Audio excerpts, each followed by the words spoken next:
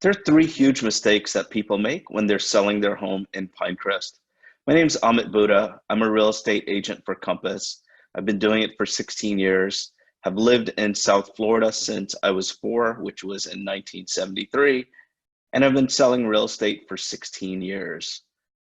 The tips I'm going to give you 3 pro tips today on ways to help get your home sold for the most money and also with the least amount of stress.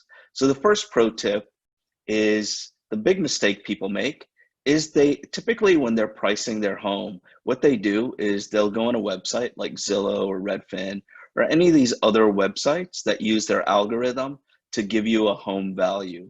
And it's okay when you do that because if your home is in a neighborhood that's a cookie cutter home, it's in a subdivision or something else like that, then when homes are looking almost the same as others, Zillow and Redfin and these other companies that do this, their algorithm is very accurate. It's going to be pretty close to what it'll sell for. But as you guys know, if you live in Pinecrest, you know that's not reality. Pinecrest is so different than all other areas because each home is very different than the other. We have some homes that are 70 years older than others, some homes that are much bigger and some that have new construction. And then there are also homes that are built in the 50s that need to be, they're so outdated, it's cheaper for the new owners sometimes to tear it down rather than rebuild on that one. So with that said, Zillow's estimates are going to be incorrect.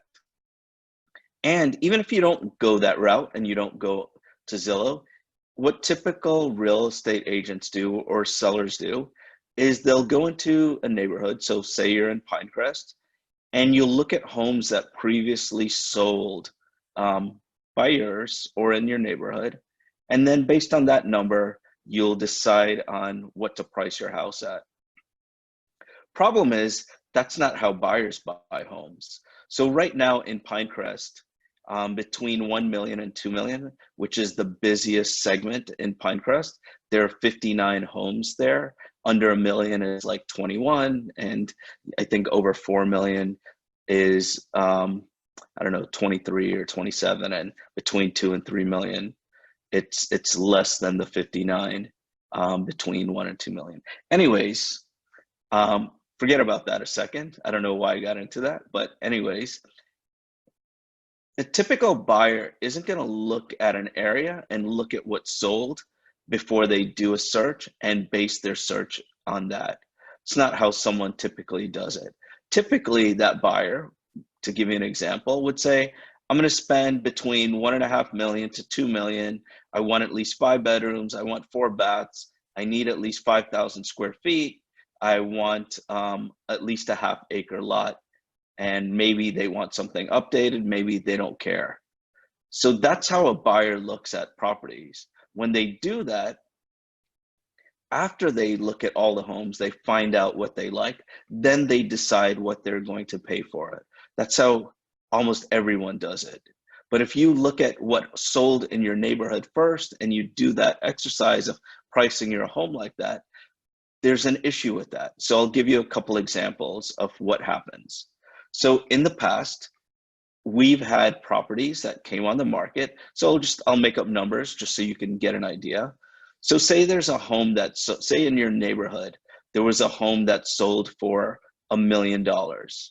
And then you price your home at, I don't know, 1 million, 1,050,000, 1,001,000, depending on how much better you think or worse you think your house is, maybe 950. The problem is, say that last house that sold was updated and your house was updated. If you price your house at those numbers that I just mentioned, and you don't look at what the competition is now, you may lose money. So basically, if you're doing a search, say the buyer's doing a search, they're looking for $1 million homes, 1 million to 1.5 million, and they're looking for something that's maybe updated.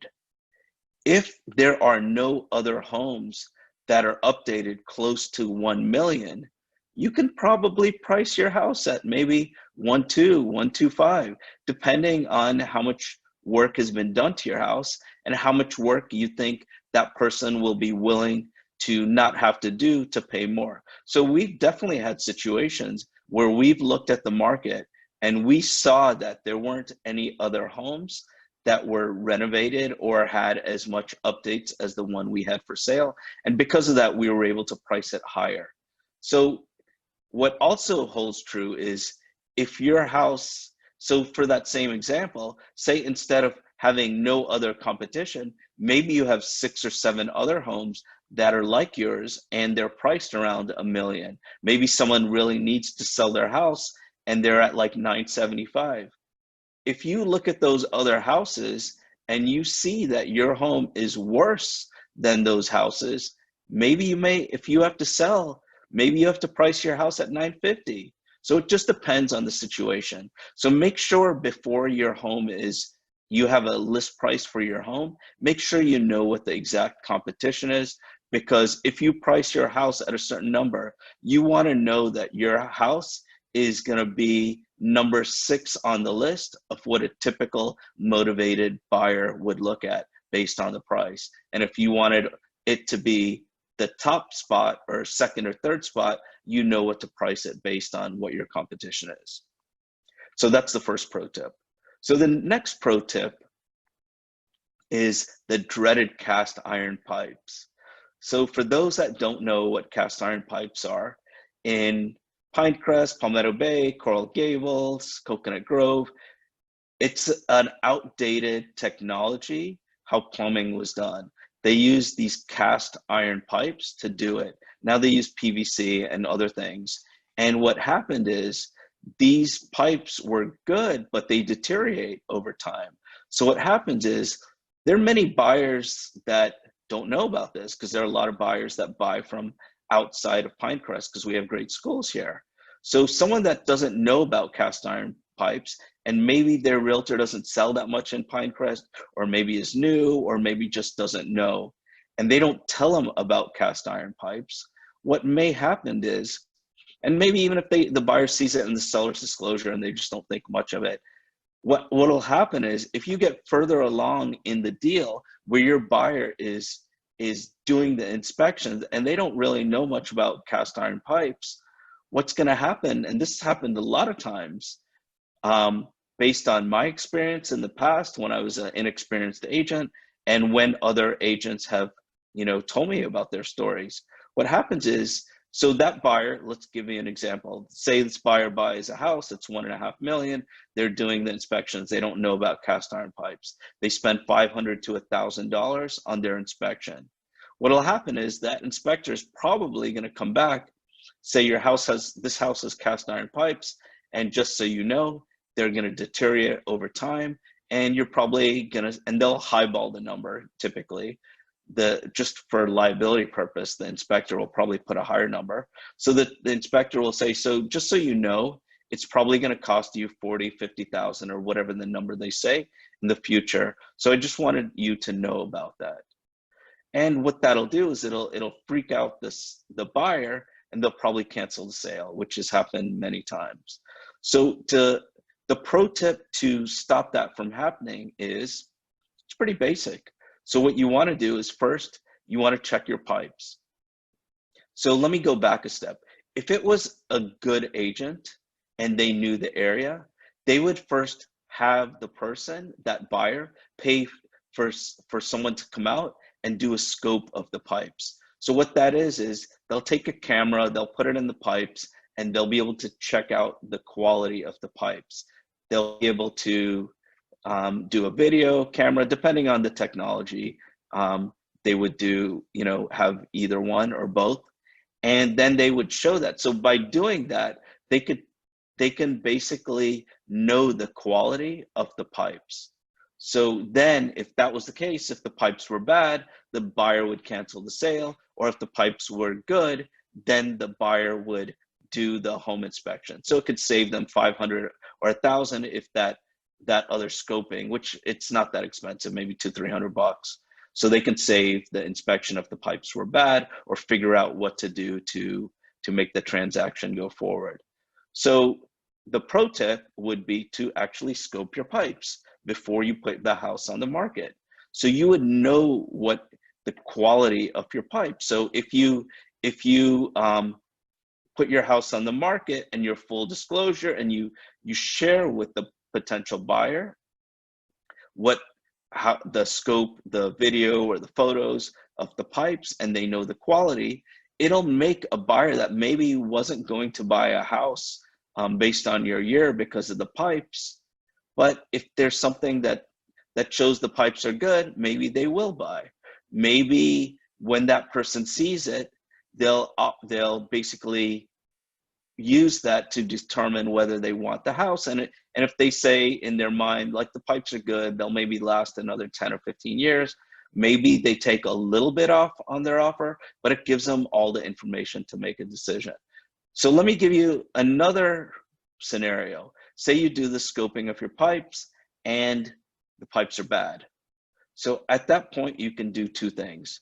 One, I would first suggest you call up a professional company to find out two things. One, how much it would cost to replace all your pipes, or two, how much it would cost they have tubing for pipes where it's much less expensive. The last home that I was selling, they did actually give a quote for it, and it was $12,000 to do the tubing of the pipes.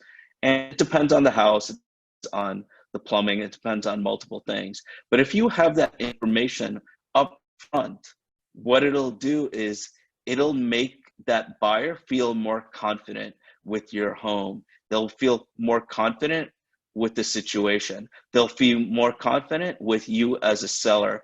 They'll know that you aren't trying to hide anything. You're being proactive and you're giving the information. The number 3 mistake that sellers make in Pinecrest is that they don't check out the square footage of the competition. So like I mentioned earlier, there's so many different types of properties in Pinecrest.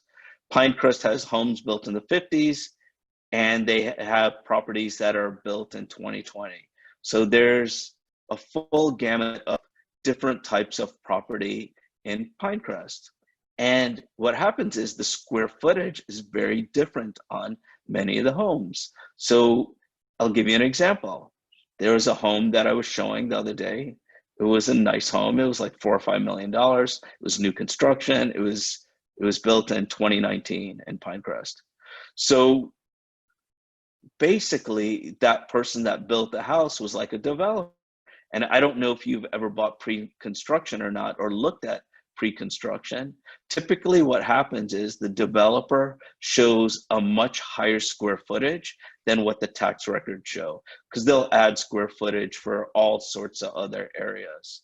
So square footage, I mean, there are many different ways they call it. They can say building square footage, total square footage, adjusted square footage, living area square footage. Typically what most people use is the living area. Under AC is what we call it sometimes. So when you're comparing your home to another home, make sure you first do a search, see which other homes are going to be typically the most, I guess, the homes that'll show up the most in searches that the most motivated buyers do. So after you see those 5 or 6 or however many homes there are, then what you should do is look at the actual real square footage of those homes, because you want to compare apples to apples. You don't want to compare apples to oranges. So once you do that, I mean, I'll give you an example. There was a house that I was selling a few years ago, and it said 7,000 square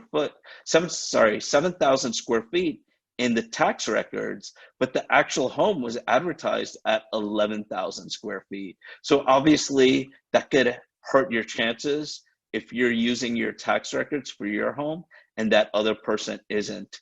So in those cases, since we can't really change much on the MLS, on the multiple listing service on square footage nowadays, what you would do is you would want to put down in the remarks, because if someone is on Zillow or Redfin or Realtor.com, Trulia, whatever it is, you want to make sure that whoever's looking at the property, whatever they see it in, is going to be the same thing, because it may not allow us to do it on the MLS, but that doesn't stop someone from going to Zillow and it showing something completely different. So in those cases, I would make sure if you see that your competition is unfairly showing that their property is better by having more square feet when it really doesn't, in your remarks, and it would be like the remarks that the public sees, and I would have the agent also put it in the broker remarks that the agent see, but I'd put it in both.